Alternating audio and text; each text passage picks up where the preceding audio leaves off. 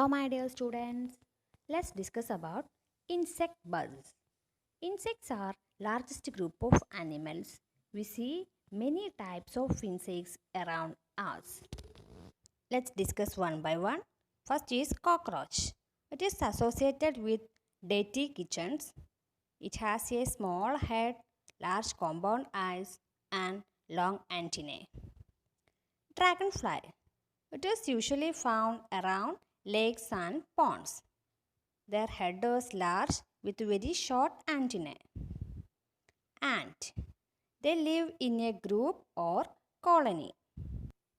Butterfly. It is usually day flying insects. Honeybee. They live in a group or colony. They have two wings and two antennae. Housefly. It is mostly found in houses. Ladybird. It is also known as ladybug. It is a small, colorful beetle.